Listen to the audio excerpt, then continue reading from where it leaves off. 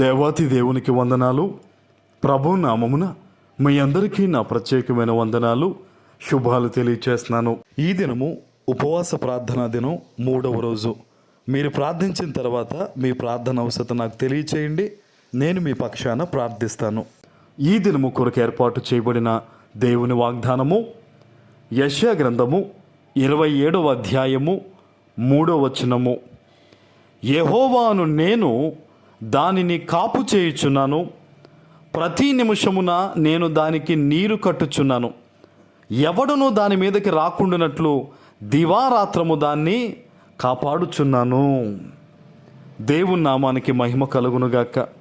ఈ ఉదయకాల సమయంలో దేవాతి దేవుడు గొప్ప వాగ్దానాన్ని నీకు అందిస్తూ ఉన్నారు. యథార్థంగా దేవుని సన్నిధిలో నన్ను కాచి కాపాడుమయ్యా అని నువ్వు ప్రార్థిస్తూ ఉన్నావు కదా. మా స్థితిగతులను మార్చుమయ్యా, దీవించుమయ్యా, కనికరించు ప్రభు అని వేడుకుంటూ ఉన్నావు కదా. ప్రభు సెలవిస్తూ ఉన్నారు, యెహోవాను నేను దానిని కాపుచున్నాను అంటున్నాడు. ఆయన గొప్పగా కాపాడేది ఎవరు?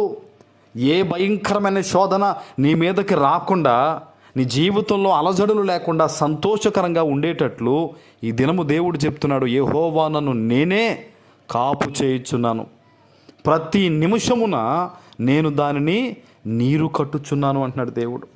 నీ జీవితంలో ఏదేది కావాలో ఆయనే ప్రతి విషయంలో కూడా నీకు సహాయం చేస్తానని ఈరోజు వాగ్దానం ఇస్తూ ఉన్నాడు. అద్భుతమైన వాగ్దానం ఇది. నువ్వు అనుకుంటున్నావు, నా జీవితంలో నాకు ఇది కావాలి, నాకు అది కావాలి, ఇది జరిగితే సంతోషంగా ఉంటాను, అలా జరిగితే నేను ఫలిస్తాను, నా బిడ్డలు బాగుంటారని చెప్పి నువ్వు ఎన్నో అడుగుతున్నావు కదా.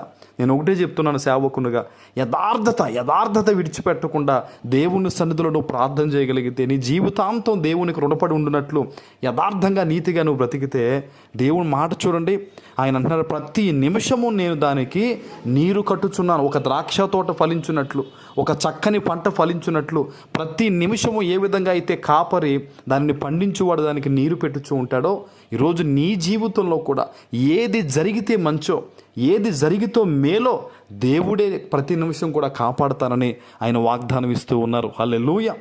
తర్వాత చూస్తే, ఎవడును దాని మీదకి రాకుండానట్లు దివారాత్రము దానిని కాపాడుచున్నాను.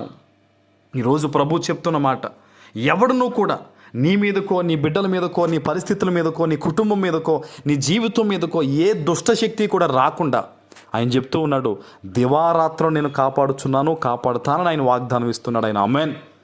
దేవుని కృప నీకు తోడై ఉంది. ఈరోజు ఏ విషయంలో నువ్వు భయపడడం కాదు, కానీ విజ్ఞాపన కలిగి ప్రార్థన. ఎందుకంటే ఎవనిని మృంగుదువా అని గర్జించు సింహము వలె అపవాదుగాడు తిరుగుచూ ఉన్నాడని లేఖనం చెబుతూ ఉంది.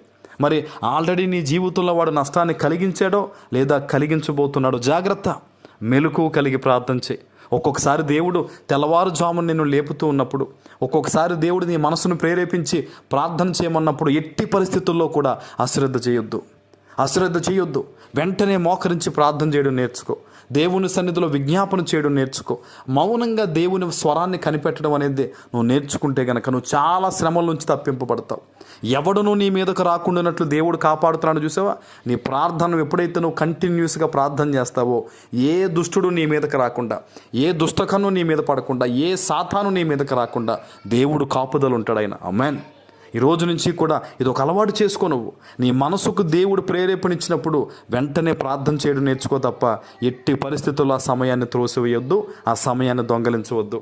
ఈరోజు దేవుడు ఏదైతే గొప్ప వాగ్దానం ఇచ్చారో, ఆయన నీరు కడతానని, కాపు చేస్తానని, దుష్టుడు రాకుండా ఆయన కాపాడుతానని ఏదైతే వాగ్దానం ఇచ్చాడో అది నీ జీవితం పట్ల ఈ దినము నెరవేరి ఫలించునుగాక.